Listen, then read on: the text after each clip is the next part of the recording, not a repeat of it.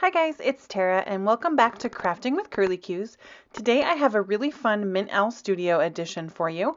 I am going to be creating a cloudy background using a handmade stencil, and I'm going to be using this absolutely fabulous Outrageous Owls stamp set for these cards today. So to get started, I'm going to do a little bit of die cutting. So I'm going to take some Neenah 110 pound Solar White cardstock, and I have these frames, stitched square frames from My Favorite Things, and I'm just going to kind of do two of everything that I'm doing because I am making two cards. And then after I have my frames, I took the largest puffy cloud border from Lawn Fawn, and I cut a scrap piece of Neenah with that, and that's what I'm going to use as my stencil later. So my card bases are from some Lipstick Red Simon Says Stamp cardstock, and I decided to do some square cards today because of that square stitch square frame that I'm using, and I decided to put some dry embossing on the front. It later turns out it doesn't really matter, but at the time I thought it was a really great idea. So anyway, here is my cloud background. So the way that I did this is I just took some distress ink and I'm using that border that I cut out earlier, and I'm just holding it over my piece of paper here, and this is the inside of that stitched square frame, and I am just lightly distressing over the edge of that border, and I'm just kind of layering it up the piece of paper so that you get this look of all these layered fluffy clouds on top of each other. So I did that for both little squares, and then afterwards I kind of went back over it with my distress ink and I covered it a little bit so you didn't get so much stark white. Kind of funny, I thought I was using tumbled glass that whole time. Turns out I had put the lids on wrong and I was actually using peacock feathers. So it turned out beautiful, but I was like, wow, this is really going on really dark for tumbled glass. And nope, just kidding. I must have had a boo-boo when I put them away last time, and it was actually a completely different color. But anywho, one of those happy accidents, right? So now I'm taking that absolutely adorable Outrageous Owls stamp set, and I'm going to stamp a few of these images. So I want this big tree branch that comes in the stamp set. I love that little heart that's like in the wood. I think that's super cute. And then I'm going to stamp a couple of these owls. I don't know what the deal was, but I could not make him stamp on that particular piece of Neenah, so I used a different piece of Neenah. Whatever, I needed to anyway. And I liked these two because I thought they were going to sit on the branch the best. Plus that one with the like crazy hair is my absolute favorite. He's awesome. And then I'm going to stamp a whole bunch of these little leaves that come in the stamp set. And the stamp set comes with both the open ones that you can color and also the solid images that you can just stamp in a color. And I chose to go ahead and use the open ones that you can color. So now I am going to be doing some Copic coloring. So everything is stamped in Simon Says Stamp Intense Black ink because that is my favorite ink to use with Copics. And I am just going to kind of go a little bit crazy with my Copic coloring here. So I know that I'm going to be fussy cutting all of these images out. So I am just going to like totally color like kindergarten and go all over the place. It's kind of nice sometimes when you know you're going to be fussy cutting because you're like, dude, I don't have to stay inside the lines, and you just get to totally be free. It reminds me of, do I have any Friends fans out there? Because Friends is one of my all-time favorite shows, and there's this episode where Phoebe is running in the park and she just like runs like a crazy person, and Rachel's like super embarrassed, but Phoebe's like, I don't understand what your problem is. I'm just running and it's fun. That's what I feel like when I get to color outside the lines. I feel like Phoebe running in Central Park. So I was pretty stoked about it.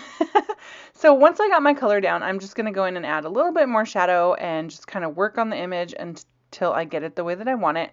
I am not 100% sure how to color a tree branch, but I like the way that these turned out. I think you do get some dimension on them, but they're not like, I don't know, they're not super crazy realistic, but I mean, it's not crazy realistic to have a little heart in the knots on your wood anyway. So I thought it was really fun. So now I'm going to move on to my little owls. And for this owl, I am going to go ahead and use some of these blue greens. And this seems to be the color that I gravitate towards every time I color this owl. Like, I've colored him a few times now, and for some reason he is the same blue-green color every single time that I color him. I can't seem to think of any other color to put on him. So here I go again with my crazy outside the line coloring. It's kind of funny, like it takes me a few minutes to get to like actually go outside the lines. Like I'm so trained to not do that it's like my brain is like, no, that's not right. It's like, no, it's okay. You can relax. It's fine. I got this. So I am leaving his wing white because I'm going to make his wing red. I want to put pops of red on these guys so that they match the red card base that I picked out. And to be 100% honest, I don't really know why I went with a red card base. In my head, I was like, I want to use a colored card base. I always do everything on white. And I don't know, the red seemed like it would go well with the sky. Like, I don't know. So that was how I got inspired for these color choices, was basically, I don't know, let's use some pretty cardstock. And so now I'm going to go in with different shades of red and I'm going to color his little wing in. And I'm going to make that nice and dark so that it matches that like dark, bright. It's a really pretty color of cardstock. Like it's like a really, it's unique. I like it a lot. So he's got these really fun little like dots around his eyes. I put some red on there. This owl always looks angry to me. Like his eyebrows look angry. I don't think he's supposed to be angry, but he just looks irritated. I don't know. His eyes are all open super wide and then his eyebrows are like glaring. Whatever. I am clearly putting way too much thought into the personality of these little owls because this owl to me is totally the Doc from Back to the Future. This in his owl reincarnation. So I'm going to color his wings and some of his crazy hair in the red so that he gets the red to match the frame also. And then I'm going to go in and I'm going to color the rest of his body with some oranges and yellows. And I thought that that would go nicely with the red and not be too detracting from the pop of red that I wanted to make sure was really vibrant there. And so I started with this YR68 that's a little bit darker orange, and I'm just going to put some shadows down. And then I'm going to come in with my mid-tone and blend that out a little bit. And then my light yellow is like significantly lighter than my mid-tone. And so I'm going to do a lot of tip to tip to get the light yellow to blend really well. Especially on his body. His hair has so little of it up there that you can't really tell, but down here I really wanted to make sure that it got nice and blended. And I think it looks really pretty, the end result with all the blending. It did bleed a little bit into his little belly beard area. I don't know what that is on this guy, but it was okay because I knew I was going to be using these darker blue greens, and so I knew I could cover it up, so I was totally fine with that. So I brought the blue greens back out for him, and I decided that these were good colors to use on these guys because of my accident with the clouds, how my clouds are now peacock feathers rather than tumbled glass. And I thought that this really kind of tied the background in with the little owls also. So that was just kind of my thought process as I was choosing colors. I honestly usually don't give a whole ton of thought to my colors. I just pick colors that I think are pretty or colors that I know I can blend well, or like that's usually my motivation for coloring. So onto these little leaves, I'm just going to go in and just put a little bit of shadow at the bottom of each of them. See how it took me like 6 leaves to finally start coloring outside of the line? Like, it's like I can't handle it.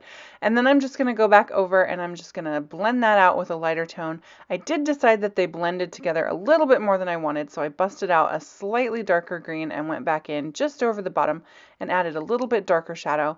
And then I'm only going to blend that back out a little bit. I'm so nitpicky, like I had to go back over every single one with all 3 colors, but I think they look really pretty in the end. And the leaves were the craziest part of this, that I decided to fussy cut all these little tiny leaves, and then yes, folks, I black lined every single little leaf with my black soot distress marker. So I like to line the edges of everything I fussy cut with my black soot distress marker just so that it doesn't look like there's any white, so it looks like it's cut out perfectly. And now I'm going to prep the inside of my card. So I have just some more Nina Solar White cut down to 4 1/4 for like the inside of the card.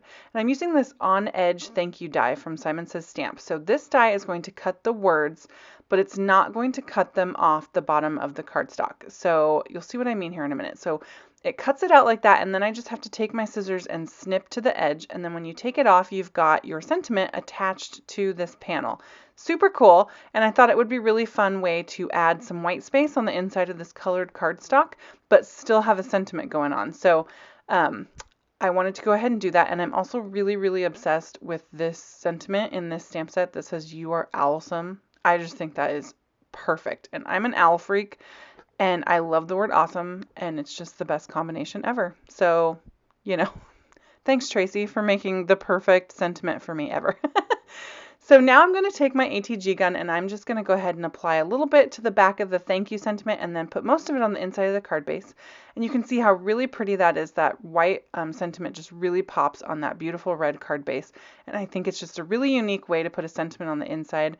And like I said, solves the problem of making sure that I have somewhere to write since it is a colored card base. So that totally came to me like as I was prepping the card, because I was going to put my sentiment on the outside like I usually do, and I was like, you know what, I don't know where I want it on the outside, So I was like, I'll put it on the inside, and it just came together, and I was like stoked about it. So now you can see that that pour embossing that looks so beautiful in that red cardstock is basically going to get entirely covered up. But that's fine. It's the thought that counts, right? Like sometimes you just never know. So I put both of the skies on the card bases, and now I'm putting just a tiny bit of ATG on the end of my stumps and attaching them directly to the frames. I'm going to be popping everything else up off the card. I want the skies to kind of look like they're in the background there, and that this tree branch is kind of coming out like off to the side, like you can't see the rest of the tree.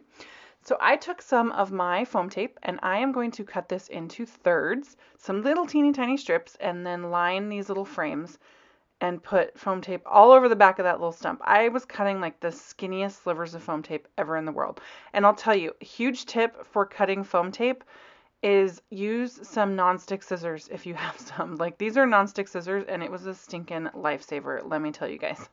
I even put little itty bitty pieces of foam tape on the back of all these leaves.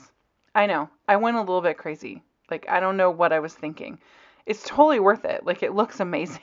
But as I was doing it, I'm like, I didn't really think this through. So I only put foam tape on the back of the bigger leaves, and then those little teeny tiny ones, I just put a little bit of my zig glue pen on the back and just stuck them on top of the leaves that were already there. And I just figured that's going to be fine. Like they're so small, it doesn't really matter. So I added some heart embellishments and some glitter, and these cards are done. So it's actually nice and simple. If you were only making one, I really feel like this probably wouldn't take that long. I think they're really pretty. I love those owls and the way the vibrant color just really pops on that blue sky. So thank you guys so much for joining me today. Don't forget to check out the description box below to go ahead and shop over at Mint Owl Studio and to join me on Facebook, Pinterest, and Instagram. Thanks, guys. Bye.